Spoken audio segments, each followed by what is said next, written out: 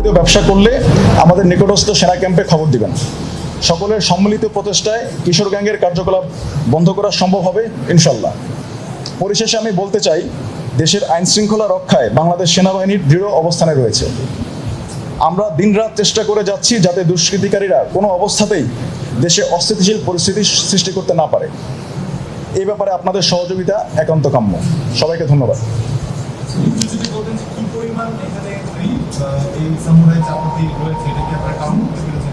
আমরা এখন পর্যন্ত কাউন্ট করে প্রায় 1100-র মতো পেয়েছি সামুরাই এবং চাপাতি, যেটা দিয়ে বিভিন্ন সময় সন্ত্রাসী কার্যক্রম সন্ত্রাসীরা করে থাকে।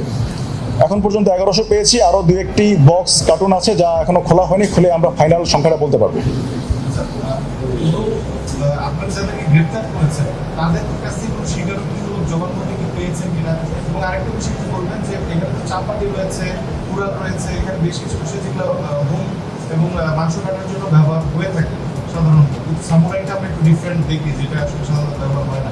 কিন্তু সেক্ষেত্রে এই প্রশ্নটা আসে কিনা যে এটা তো একটা দোকানে বিক্রি করা যায়, যেটা আসলে আইনগতভাবে বৈধ, সেক্ষেত্রে কি আপনাদের কোনো বক্তব্য আছে? আসলে এই মানে অন্যান্য হাউজহোল্ড আইটেমগুলো আইনগতভাবে বৈধ। এই সাইজের সামুরাই এটা আসলে গৃহস্থলের কি কাজে লাগে এটা আমি এখনো নিশ্চিত না। তো আমরা গত কয়েক মাস ধরে লক্ষ্য করতে পেরেছি বিভিন্ন সন্ত্রাসীরা এই ধরনের দেশীয় অস্ত্রটাই বেশি ব্যবহার করে থাকে। তো সেই কারণে আমরা আসলে বিভিন্ন সন্ত্রাসীর কাছ থেকে যখন গ্রেপ্তার করি, ইনিশিয়াল স্বীকারোক্তিতে তারা স্বীকার করেছে যে তারা এই জিনিসগুলো খারাপ কাজের জন্য ব্যবহার করে আসছে এবং তারা গোপনে এগুলো বিক্রি করছে। এবং আমি আগেই বলেছি যে কিছু কিছু আইটেম আছে যেটা হাউসহোল্ড কাজে ব্যবহৃত হয়, সেটি কিন্তু আপনার ওপেনলি ব্যবহার করা হচ্ছে, আর এই আইটেমগুলো সিক্রেটলি বিক্রি করা হচ্ছে এবং কাইন্ড অফ হোম ডেলিভারি দেওয়া হচ্ছে।